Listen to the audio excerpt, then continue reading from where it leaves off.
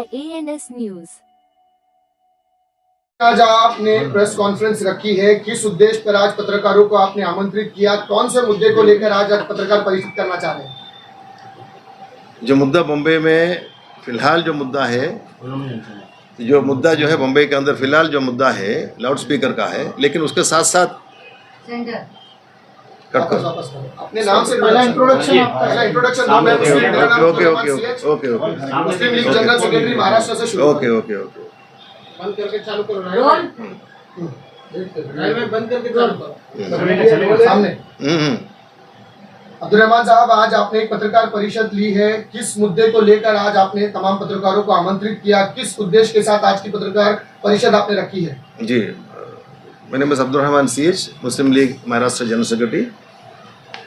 ये पत्र परिषद जो है, हमने मुंबई के अंदर महाराष्ट्र के अंदर जो मसले मसाइल चल रहा है, ख़ास करके अभी फ़िलहाल जो चल रहा है लाउड स्पीकर का मसला, उस लाउड स्पीकर के मसले को और दूसरे जो मुस्लिम मसाइल उसको लेकर के मुस्लिम इलेक्टेड मेंबर्स MLAs और जो सेकुलर पार्टी के रवैये को लेकर के हमने आज ये पत्र परिषद दिया है। हाल ही में एक MLA से ये सवाल किया गया कि आप ये लाउड स्पीकर का मुद्दा असेंबली में उठाएंगे सेशन में। उनकी तरफ से ये जवाब सुना कि हम नहीं उठाएंगे। रिपोर्टर्स ने दोबारा उनसे पूछा तो ये बताया गया कि हम अगर मैं उठाऊंगा तो बवाल हो जाएगा, बवंडर हो जाएगा, और आपको ये पता है। उसी वजह से जो है आज ये पत्र परिषद बुलाया गया है। एक लाउड स्पीकर का ही मसला नहीं है, महाराष्ट्र के अंदर कई मसले हुए हैं। नागपुर का दंगा फसाद हुआ। आपके पास किस MLA की बात कर रहे हैं? आपको मालूम है अबू हाशिम आज़मी साहब जो है MLA, जो गवंडी से मतलब कांजूरमार्ग से इलेक्ट होकर आया है। और ये सिर्फ उन्हीं की बात नहीं है, बाकी भी जितने भी MLA से जब भी कोई मुस्लिम मसाइल होता है, उनको जो मुसलमानों की वोट लेकर के, मतलब मेजॉरिटी ऑफ मुसलमानों की वोट लेकर के जीत के आते हैं, कोई भी मुस्लिम मसाइल के ऊपर उनको कभी बोलते हुए नहीं सुना, या तो उनको कभी जो है इस मसले को हल करने के लिए आगे आते हुए नहीं सुना। अभी लाउड स्पीकर का मसला देख लीजिए। लाउड स्पीकर का मसले के ऊपर कोई गाइडेंस जो है इलेक्टेड मेंबर्स की तरफ से कोई ट्रस्टीज़ को नहीं मिला। अलग अलग इलाकों में अलग अलग तरीके से जो है पुलिस कार्रवाई कर रहा है। हालांकि पुलिस जो है एक हद तक कोऑपरेट कर रहा है। किरिस सोमैया का जो बार बार जो मुसलमानों को जो है वलगलाने वाला जो बयान है, उनका जो रवैया है, हालांकि पुलिस कुछ भी अगर कोर्ट का आदेश निकलता है, गवर्नमेंट अगर कुछ GR जारी करता है तो उसका ऊपर अमल करना, उसका ऊपर अमल हो रहा है नहीं हो रहा, उसका पैरवी करना लॉ एनफोर्सिंग अथॉरिटी का काम है, पुलिस डिपार्टमेंट का काम है। लेकिन ये जो है रोज़ अलग अलग इलाके में जाने का ट्वीट करना, ऊपर ये देना कि मुंबई बोंगा मुक्त मुंबई बना रहा हूँ, या तो लाउड स्पीकर फ्री मुंबई बना रहा हूँ, आज मैं फ़लाने इलाके में जा रहा हूँ। ऐसा ही जो है एक 3-4 दिन पहला मनवली इलाके के लिए पुलिस स्टेशन के लिए ट्वीट किया गया। हमारे जो मुंबई महिला अध्यक्ष है, उन्होंने उसी टाइम जो है लेटर लिखा, पुलिस स्टेशन को लेटर भेजा, इस तरीके से हम हमारे इलाके के मसाजिदों का दौरा किसी इंडिविजुअल को करने नहीं देंगे, या तो हम उसका घेराव करेंगे। जब ये बात हुआ तो पुलिस ने उनको जो ऑफिस में डिटेन किया, और माहौल ख़राब ना हो ये देखने इसके लिए किरिस सोमैया को पुलिस स्टेशन से वापस किया गया। इसी तरीके से पुलिस अपना कार्रवाई कर रहा है, लेकिन जो MLAs जो है और अपोजिशन पार्टी के लोग MLAs जो इलेक्ट हुआ है, और जो गवर्नमेंट की तरफ से जो लोग हैं, अभी नीतीश राणे का बहुत सारे ऐसे जो है मामला खड़े हुए। अल्लाह के रसूल के बारे में भी बातें किया गया, मस्जिद में घुस के मारने के बारे में बातें किया।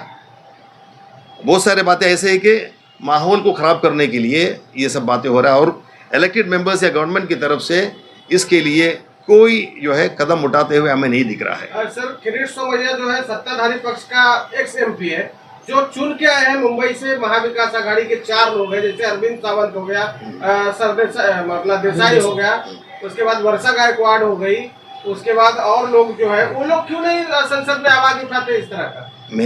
मेरा आज जो है पत्र परिषद बुलाने का रीज़न यही है, मुसलमानों की वोट जो है, लोकसभा इलेक्शन हुआ, मुसलमानों ने एक तरफ होकर के इंडिया अलायंस को वोट किया। असेंबली इलेक्शन हुआ, मुसलमानों ने MVA का जितने भी ये पार्टनर्स हैं उनको वोट किया। उसके बावजूद भी मुसलमानों की जब मसला होता है तो ये इस किस्म के कोई भी पार्टी के जो है या कोई पार्टी लीडर्स को इस हद तरीके से जो है आगे आकर के इस मुद्दे को उठाते हुए हमने नहीं देखा।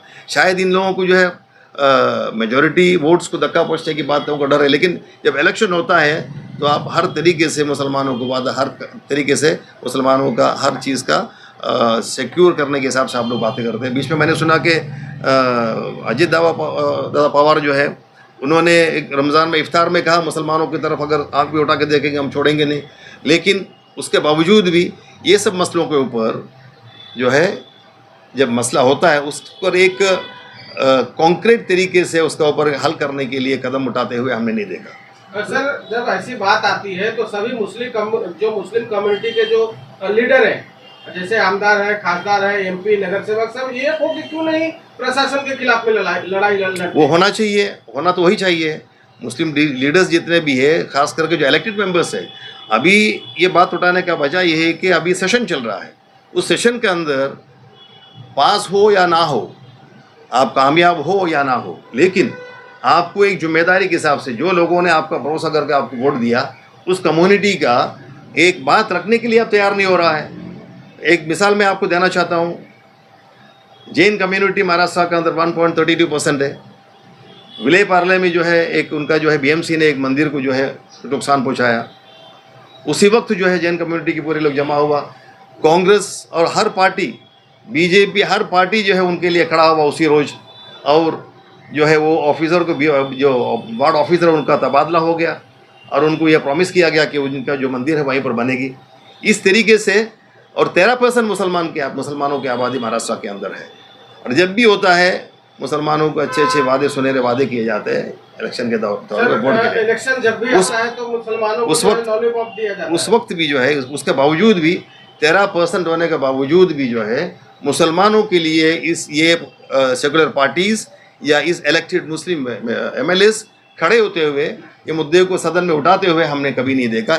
इसीलिए मैंने आज जो है आपके माध्यम से उनको ये पब्लिक के सामने भी ये चीज़ लाने के लिए, क्योंकि ये यूनिटी मुसलमानों के अंदर जो है, मुसलमान जब भी कुछ मसला होता है तो सेकुलर पार्टीज़ यूनिटी से मुत्तहिद होकर के एक तरफा वोट देने के लिए जब कहते हैं मुसलमान वोट देते हैं, लेकिन जब मुसलमानों के मुद्दा आते हैं तो जो गवर्नमेंट की तरफ से भी सोल्यूशन उसके लिए चाहिए, कानून कायदे की तरफ से चाहिए, इलेक्टेड मेंबर्स की तरफ से चाहिए। एक कॉन्स्टिट्यूएंट्स या फिर एक वोटर्स का अगर कोई मसला है उसको सबसे ज़्यादा हल करने का एक ऐवान जो है, एक जरिया जो है असेंबली के जरिए, लेकिन किसी को उसको उठाते हुए नहीं देखा। स्पीकर मामले को लेकर इंडियन यूनियन मुस्लिम लीग अभी तक के शहर में तनाव बढ़ रहा है कि कई समुदाय में आपस में ना इत्तेफाक, और उसको लेकर थाने पुलिस कमिश्नर जो मुंबई थी उनसे मुलाकात की, कोई डेलीगेशन लेके गए थे क्या? हमने law and order commissioner Satyanarayan Chaudhary साहब से हमने मुलाकात किया। उनको बाकायदा हमने निवेदन दिया कि लॉ एंड ऑर्डर मैंने बाकायदा किरिस सोमैया का नाम लिख करके हमने शिकायत किया उनसे कि किरिस सोमैया इस तरीके से जो है समाज में एटमॉस्फेयर ख़राब करने की कोशिश किए जा रहा है। डायरेक्ट जो है अलग अलग इलाकों में जा कर के मस्जिदों की दौरा करने की कोशिश कर रहा है, जो तनाव पैदा कर रहा है। उसके ऊपर हमने बाकायदा नाम लिख करके उनकी शिकायत किया, लेकिन उन्होंने भी उसके ऊपर जो है मुझे लगता नहीं कितना तवज्जो दिया। हमसे कहा कि हम कोई भी कम्युनिटी को जो है कोई नुकसान हम नहीं होने देंगे, बस आप जाइए, इतना भी उन्होंने। रमन भाई, 1992 में मुस्लिम लीग के 2 MLA और 14 नगर सेवक मुंबई में थे ऑलमोस्ट, और उसके बाद आखिर ऐसा क्या हुआ कि आज मुस्लिम लीग पूरी तरह से मुंबई से तितर बितर होती हुई नजर आ रही है? एक मेंबर्स को जोड़ने के लिए आज जद्दोजहद करनी पड़ रही है, क्या वजह? उसका वजह यह है कि कुछ मुफाद परस्त लोगों ने उस वक्त मुस्लिम लीग का 2 MLA, 14 कॉरपोरेटर मुंबई में, कुछ औरंगाबाद में डिप्टी मेयर और बहुत सारे अलग अलग जिलों में मुस्लिम लीग का मेंबर्स थे, कॉरपोरेशन मेंबर्स थे। कुछ मुफाद परस्त लोगों ने अपने मुफाद के लिए उसको कमज़ोर किया और जो है लोगों को जो है मुस्लिम लीग से तोड़कर दूसरे पार्टी में ले जाया गया। उसके बाद जो है मुस्लिम लीग कमज़ोर हुआ, लेकिन आज जो है पूरी तरह से हम लोग जो है उसको रिवाइव करने की कोशिश कर रहा है, क्योंकि मुस्लिम लीग एक वाहिद तंजीम है। मैं चैलेंज करना चाहता हूँ सभी पॉलिटिकल पार्टीज़ को, जो सो कॉल्ड मुस्लिम मसीहा कहने के भी मतलब तरह से भी लोग कहते हैं कि मुसलमानों की पार्टी है, लेकिन कोई भी पॉलिटिकल पार्टी जो वादा मुसलमानों को दे करके इलेक्शन जीता गया, हुकूमत में साझेदार बना, वो वादा जो है मुस्लिम लीग के अलावा आज किसी ने पूरा नहीं किया। पूरे हिंदुस्तान के अंदर एक वाहिद रियासत है केरला, जिसमें मुसलमान 100%, खाली केरला के समाज ही नहीं, मुसलमान भी 100% एजुकेशन में है। हर हाल में मुसलमान माली हालात में आगे है, सरकारी मुलाजिमत में मुसलमान आगे है। वहाँ पर दूसरे यूपी और दूसरा कोई स्टेट की तरह ना बुलडोज़र चल रहा है, ना लिंचिंग हो रहा है, ना खाने पर पाबंदी है, ना हिजाब पर पाबंदी है, ना कोई चीज़ का पर पाबंदी नहीं है। और सबसे ज़्यादा आरएसएस का शाखा होने के बावजूद भी केरला के अंदर मुसलमान और हिंदू भाई हर तबके के लोग, हर जाति के लोग जो है बहुत ही सहनशीलता से, टॉलरेंस से हिंदुस्तान की गंगा जमुना तहजीब को बरकरार रखते हुए ज़िंदगी बसर कर रहा है। अब्दुर्रहमान साहब, मुस्लिम लीग के लिए कहा जाता है कि मुस्लिम लीग वो पार्टी है जो पार्टीशन के टाइम पाकिस्तान में जो मुस्लिम लीग बनी थी, ये उसी की शाखा है। हालांकि मुस्लिम लीग हमेशा मुसलमानों के हक की बात करती है, तो ये सेक्युलर पार्टी कैसे हुई? आपको इसमें सुप्रीम कोर्ट में एक पिटिशन दायर हुआ कि कम्युनिटी के नाम से कोई पार्टी नहीं होना चाहिए, और मुस्लिम लीग जो है कम्युनल पार्टी है करके। मुस्लिम लीग ने जो पिटिशन दायर किया उनको जवाब दिया। मुस्लिम लीग का इतने सालों का 75 साल का या 70 साल का जो कार्रवाई कारकर्दगी है, उसमें कभी भी मुस्लिम लीग ने कोई कम्युनल एक्टिविटी करते हुए हमें नज़र नहीं आया। और जो है ये पार्टी सेकुलर है। आपको पता होगा कि राहुल गांधी, या हमारा माननीय लीडर राहुल गांधी कांग्रेस का जो है, उन्होंने कांग्रेस ये मुस्लिम लीग को सेकुलर पार्टी बताया, क्योंकि वायनाड के अंदर राहुल गांधी को सबसे पहला जिता के भेजने वाला जो है 7 असेंबली हल्के में, एक लोकसभा हल्के में 7 असेंबली हल्का, 4 असेंबली हल्का जो मुस्लिम लीग का एमएलए से, वहाँ पर सबसे पहले जिता के भेजा।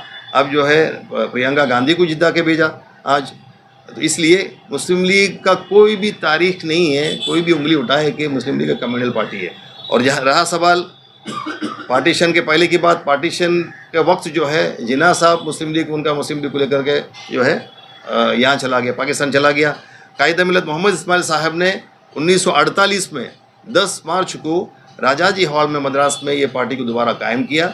और उसका जो कॉन्स्टिट्यूशन है, आइन जो है, जो संविधान जो है मुस्लिम लीग का जो बना हुआ है, मुस्लिम पूरे देश का उन्नति के साथ में बना हुआ है, नेशनल इंटीग्रिटी उसमें देता है। और पसमानदा तबकों को, कोई खाली मुसलमानों की पार्टी मुस्लिम लीग नहीं है, हर तबके को जो है एम्पावर करने का, आगे लाने का उनका ये मतलब बात उठाने के बारे में मुस्लिम लीग ने हमेशा पार्टी को कायम किया। और वो मुस्लिम लीग का एम्स एंड ऑब्जेक्टिव्स है।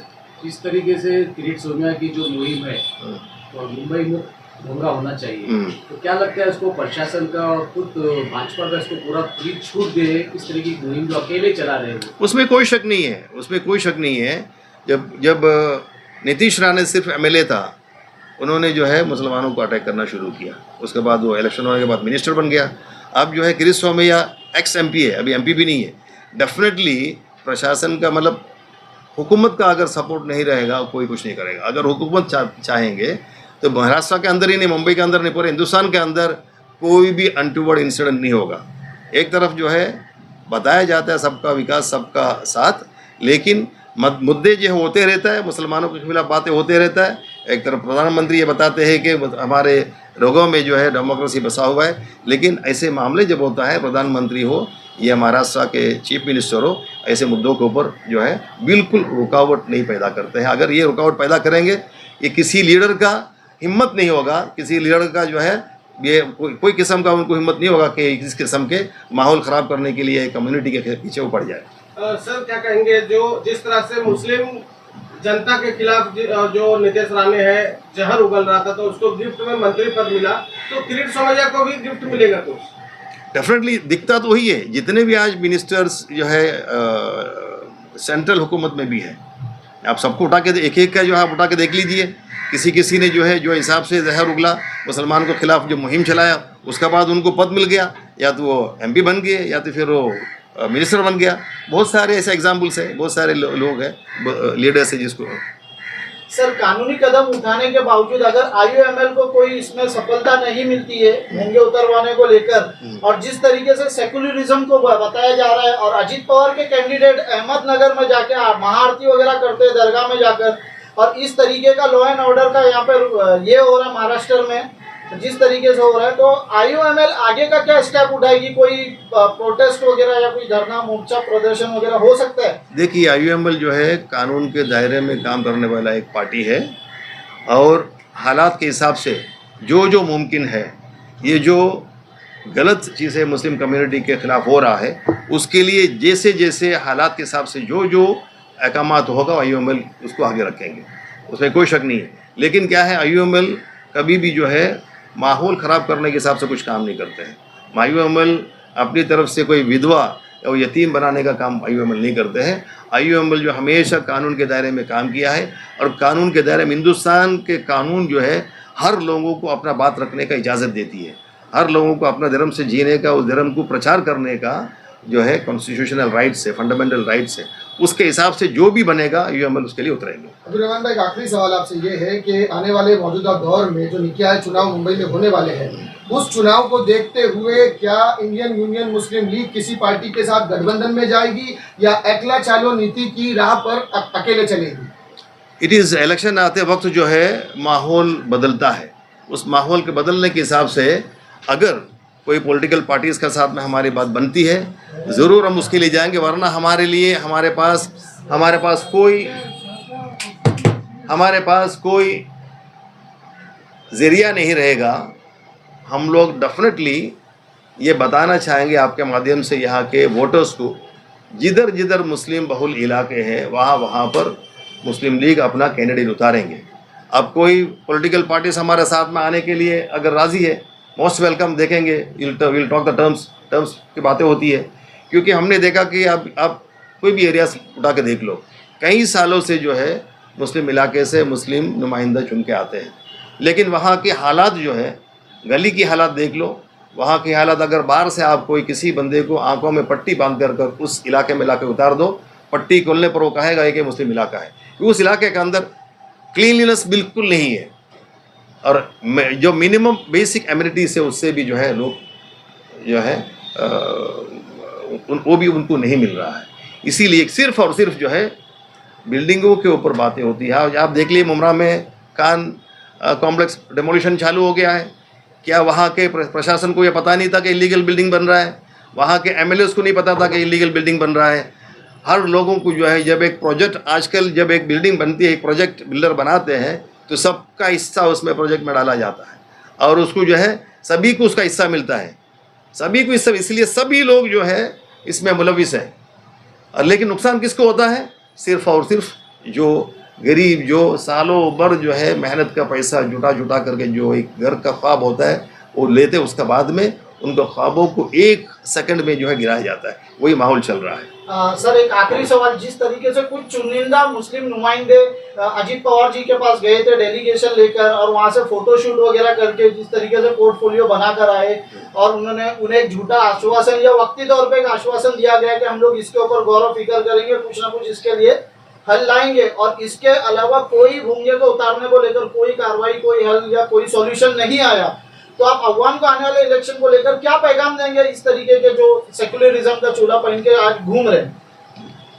अवाम को ये समझना चाहिए, जो भी नुमाइंदा हम चुन के भेजते हैं, चाहे कोई भी पार्टी का हो, वो अकाउंटेबल है, और उनको चुनने वाले लोग आप हैं। और आपको कितने सालों से आप जो है अलग अलग नुमाइंदों को, या तो एक ही नुमाइंदों को चुन रहा है। आपको ये समझना चाहिए, आपका मुद्दा या कॉरपोरेशन हो, या असेंबली हो, या पार्लियामेंट हो, वहाँ पर बिना कुछ शंके के रखने वाले जो नुमाइंदे हैं उनको चुनना चाहिए, और उन पार्टीज़ के लोगों को चुनना चाहिए जो आपके मुद्दे को जो है सही हाउस में सही तरीके से उठाएंगे, और आपका जो मसला है उसके लिए हल निकालेंगे। हमेशा जो है इसमें पब्लिक का भी इसमें गलती है, कॉमन पब्लिक का भी इसमें गलती है कि इलेक्शन के दौर में सभी लोग जो है, कुछ चुनिंदा लोग हैं, जो कुछ लीडर्स हैं, जो लोगों को सिर्फ समझे बिगर, सोचे समझे बिगर आप फलाना पार्टी को वोट कर दो। रेगुलरली हमेशा ऐसा होता है। जो है मैं क्लियर कट बताना चाहता हूं कि लास्ट डे में जो बाटअप जो होता है, लास्ट डे में जो बांटा जाता है, उसी से जो है माहौल बनता है। मेरा आपके माध्यम से लोगों से गुजारिश है, आप ये चीज़ छोड़ें, आपका मुस्तकबिल के बारे में सोचें, आपका जो आने वाला जो आपका फैमिली है, वो बच्चे हैं, वो बच्चों का जो फ्यूचर है उसके बारे में सोचें और सही चुनाव करें।